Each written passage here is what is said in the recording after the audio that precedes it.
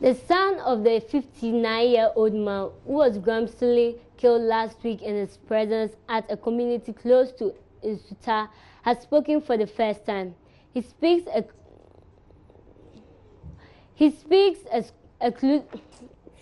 exclusively to Erastus Asaridonko about how his father was murdered. He watched his father being butchered to death. He himself, as you can see, was not spared. He received lots of cutlass wounds. As savage as it is, they left him for dead. And that is the only thing that saved his life as he sits here with me. So I'll try to find out from him what happened that day. Explain to me what happened. The thing that happened is that at the time I was standing and joking with some people, my junior brothers, and my mother shouted on me that I should be hurry for preparing myself to go to school. And as I finished going, he gave me some 50 Ghana in my pocket. So yeah, at the time I sit on my my father's motorbike. When we are going, maybe about 2 minutes, I saw two people holding a high tension cable, and one of them put at the back of the cutlass, and even I don't hit my father's hand, and the motorbike balancing, he fell, and we fell. And at that time, when my father fell, and Kuseni said, "Father, there are many," and they joined. Some were beating him with high tension cable, and some are also cutting his head. At the fact that they cut his head here, and they cut him again, and they put him on his motorbike. And when they finished, they came on me. When they were cutting him, what was he doing? Was he struggling?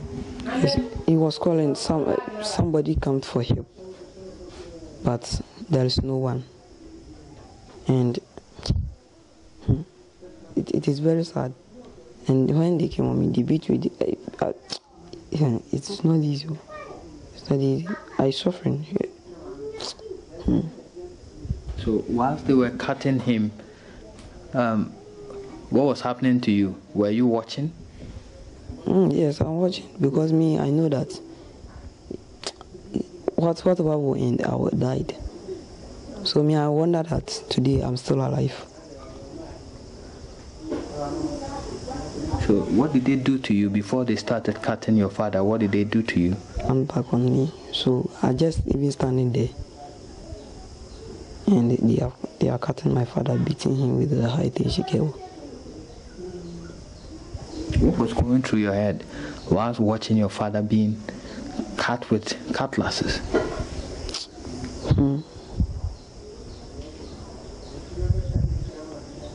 I'll be saying that let God prepare somewhere good for him, because I don't know if something could be happening to me near him. We walk to a while everywhere, even farm everywhere.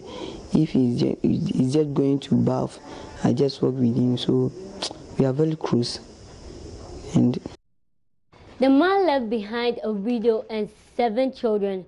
His widow says she fears for her life and that of her children, the youngest about a year old. It's one Misuru. Misuru, yeah.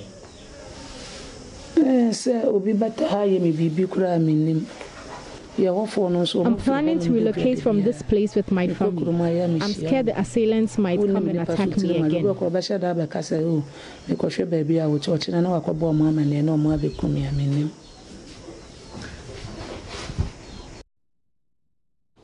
Away from that, the Andani royal family are accusing the Committee of Eminent Chiefs mediating the Dagbon Chieftaincy divide of inconsistency and moral corruption in their proposed roadmap to the final funeral rites of Yana Yakubu Andani and Mahmudu Abdullahi.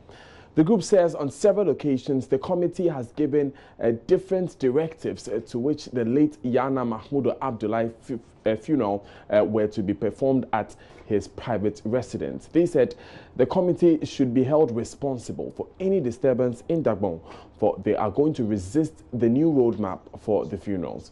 We'll be speaking with Hashmin Mohammed on the phone. Hashmin, what more have you been picking on this story? Okay, we are finding some difficulty in reaching Hashmin on the phone. We'll move on to other stories in the interim. But if you're still watching Joy News today, stay with us. We'll be back shortly.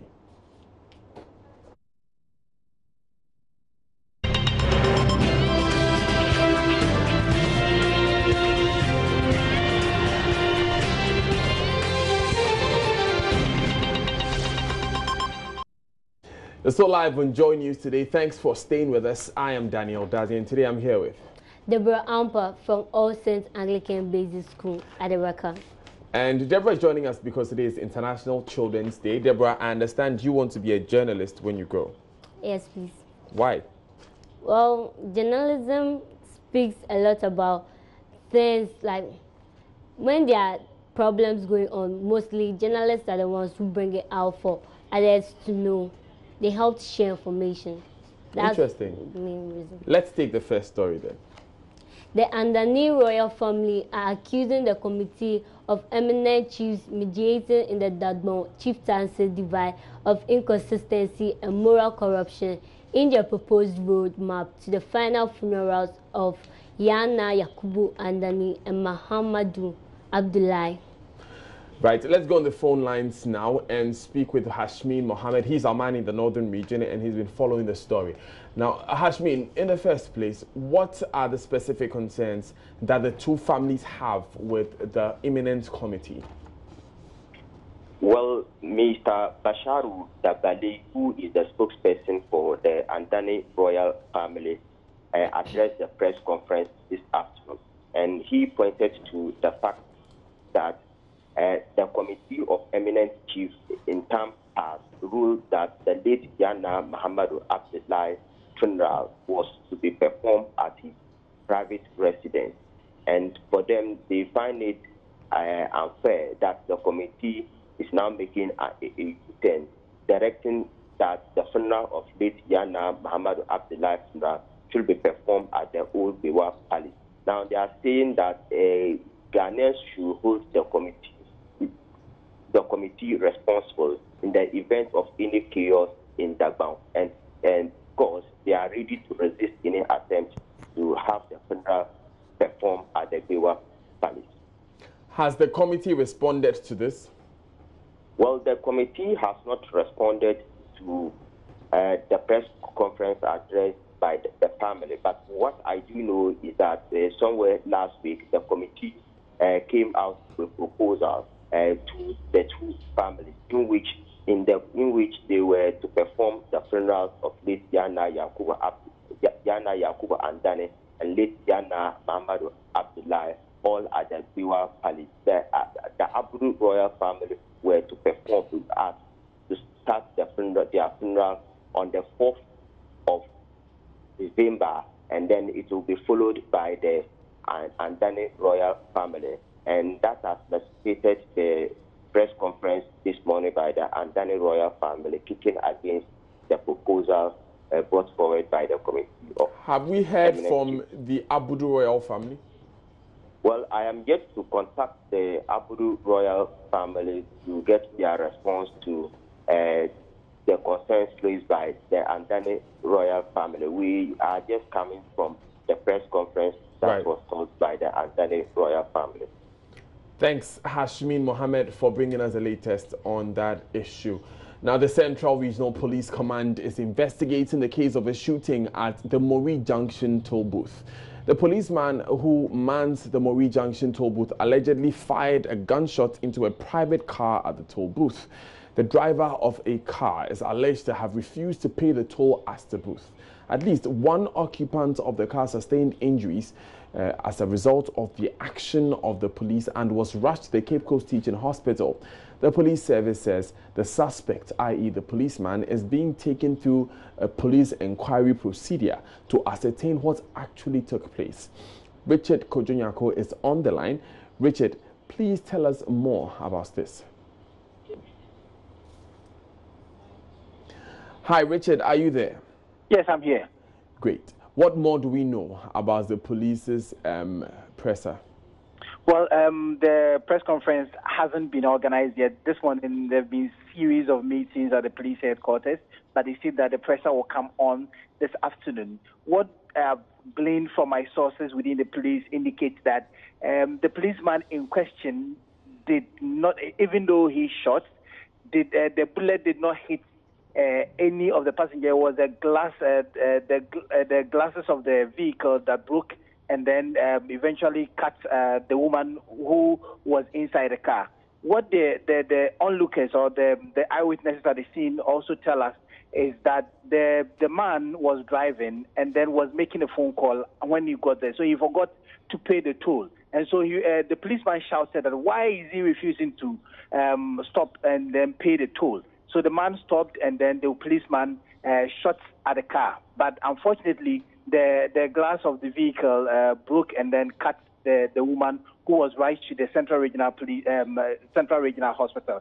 But the police have not been able to give us the fine details except to say that the policeman was detained and then is undergoing the police inquiry procedure they have set up. But the police commander indicated to us that there will be a press conference and then they will give us the details of actually what has happened and then what is going to happen to the policeman and all of that. Right, so just to be clear, the policeman has not officially been charged with any crime? Yes, for now, we do not know of any charge that has been put on the head of the policeman. What we have been told by our police sources indicates that the policeman was detained and then his statement was taken, and after that, that was all, and he was released for further inquiries. And so the policeman has actually not been charged for any crime that he has committed. This victim of the shooting, how is he faring? Well, I'm told that she's been treated and discharged. What the police, again, confirmed to us was that it wasn't the bullet that actually hit the woman. It was, okay. It was the glass that broke, and so it was really a minor injury. But we saw a lot of blood on the street where the incident really happened. Thanks, Richard. Deborah has our next story. Justice Baidu, Joy News multimedia journalist, has won at this year's African Journalist Family Planning Reporting Awards in Kigali, Rwanda. Justice's video story on the myths surrounding the use of contraceptives in parts of Ghana was adjudged the best story of all TV stories received from across Africa.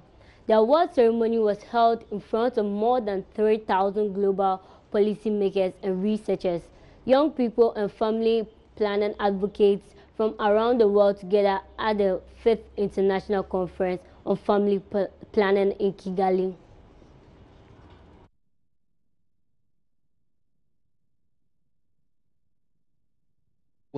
But already has her third baby. Her children heavily malnourished. Her husband, Jagri Tali, has a first wife with whom he already has 10 children. Their story shows escalating birth rates in some communities in Ghana and how these vulnerable villages are struggling to cope.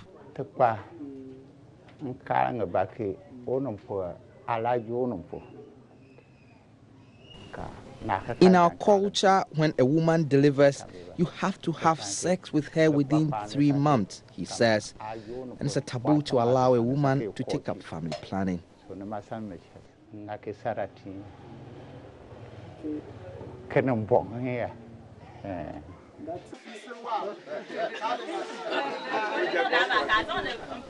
At the local clinic in Lekpause, health workers are talking community members into taking up contraceptives. The stumbling block here is cultural beliefs. We, the men, would not allow our wives to take up these contraceptives. If they do, they will start sleeping around. Some of the men, they don't allow their wives to do the family planning. Because of that, some of them, they usually hide and come in the night and wake you up so that you attend to them. A woman will give birth 2 months or 3 months, the woman will be pregnant again. The child is not growing well, she herself is not feeling well. So because of that, you yourself, you become frustrated. Birth rates have fallen generally across Ghana, in part because of increased access to family planning services. Interestingly, in places like Lepose, where resources to cater for population explosion are limited, the figures haven't been encouraging. With local economies still unable to provide basic amenities for already existing numbers, any further growth may only worsen the situation. Justice Baidu, Joy News, Lepause. Now, away from that, but congratulations really to Justice Baidu, our colleague here at Joy News. Now, 3 people are in critical condition after sustaining injuries in a fire that raised down the Trinity gas station at Skofrom in Kumasi. One of the 3 is believed to be the security man on duty at the filling station. Early intervention by some residents and personnel from the Ghana Fire Service prevented the fire from spreading. Here is the national coordinator from the scene, Kwabna Nsenchwe, speaking to Bernice Abubedu Lancer. Yeah, really, we have known the cause, and we had an information this morning that there's a gas explosion around this area. So around 7:20, I organized my men, and then we came here. And so we also called the fire.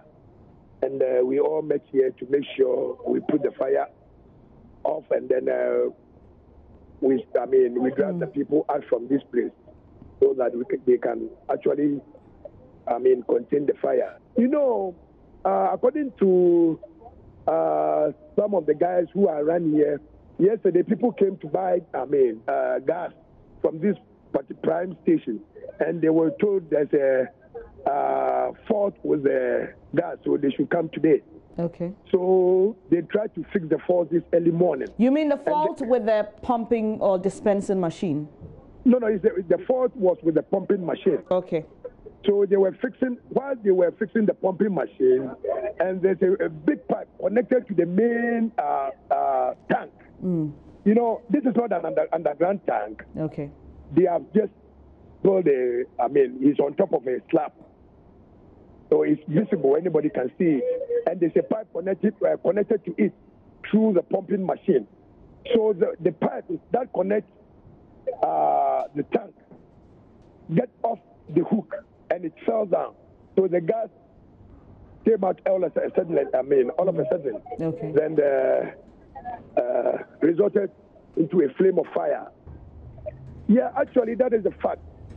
Because I myself, about 8 months ago, I came here with my staff, and we tried to evacuate those people around the gas area. And we contacted one of the staff of the MPA and the EPA, okay. And we were told the gas was here before all those other buildings came in. So it means that they were the first people to come here before they put up all those buildings. Actually, we are not certain with their explanation, but we wrote to the assembly.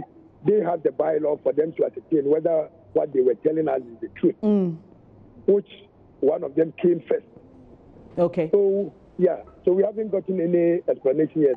And this was happened 8 months ago, you say? 8 months ago, you wrote the letter to the assembly, and you don't have a response. Yeah, because we even used red paint. Even we know that the opposite side there's a mechanic shop, and then we told them that they should quit. Okay. Because we don't have the ejection order. It is the assembly, they have it. Exactly. Yeah. I'm going to sit down after this. I'm going to sit down with the regional minister. Okay. And possibly it will be one of the research meetings agenda. Okay. That we have a lot of them in the system. So we should know. We have to think about them, what we should do. Either we relocate them or what should we do? So that is another matter. So we have a lot of them in the system. Even one is right opposite Jofair Catering Center, close to airport runabout. Just opposite. And so we have to quickly assemble ourselves and then see what we can plan for. Uncertainty. If you are able to escape death, will you be there? They are gone. What about owners of the filling station? None of them are around. Okay. Because the community has been complaining for a very long time, and all of the community members were here. They were the people that helped us to evacuate the school children and the injured one. So, assuming they found any of them around, maybe they may lynch them. So they have to also save their life.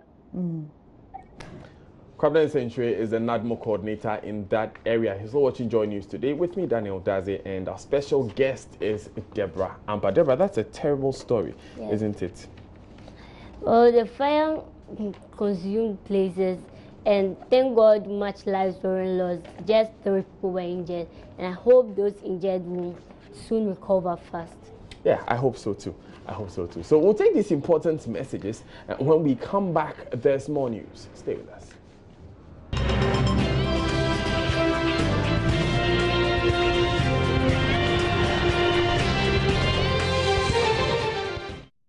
Creating a fairer world and safe space for children to take over adult roles. #GoBlue.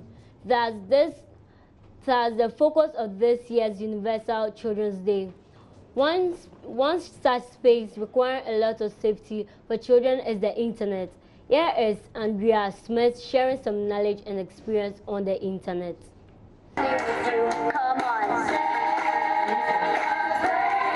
My name is Andrea. I'm 10 years of age. I go to school at Jesus and Mary School. Social media is a platform. We use it to communicate with our friends and families. Sometimes I use WhatsApp, I text to them. Sometimes I call them. And sometimes I talk to them and giving them news about what is going on. I use Facebook. I use YouTube, WhatsApp, that's all. Using social, you use Facebook a lot. How does Facebook help you? It teaches you about life. It also teaches you about what you are supposed to do, what you are not supposed to do. So when I come on Facebook, this is what I do. I just look at what is going on.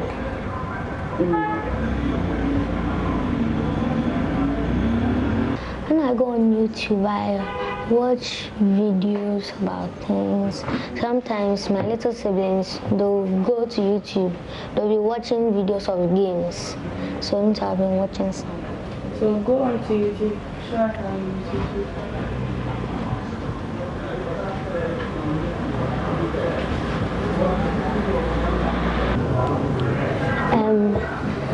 No one taught me.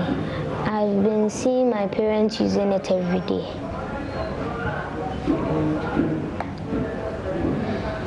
And I probably learned it from them. And how about YouTube? Who taught you how to use YouTube? YouTube. As for YouTube, my parents use it sometimes, but after that one day, I don't know if I learned. That was Andrea Smith sharing her experience using the internet. Deborah is with me in studio. Deborah, what do you use the internet for? I use the internet to chat with my friends, find more information on topics we are taught in school. So it contributes to your schoolwork in some way? Especially homework ones. When it's time to make maybe some dish and you need some recipe, the best place, YouTube, get a video fast. So it helps with home ecos, but it's also a lot of fun, isn't it? Yeah. What's your favorite website? I don't really know, a lot. Okay. But which one do you visit the most? Apart from YouTube? Instagram. Instagram. Interesting. I won't look for your Instagram account. I can give you my handle. You're still watching Joy News today. I am Daniel Dazi. Today is International Children's Day, and so I'm here with Deborah Ampa, who is a student at the All Saints Anglican Basic School. We'll take these important messages, and then Emmanuel Abuajibiafi will come your way with business.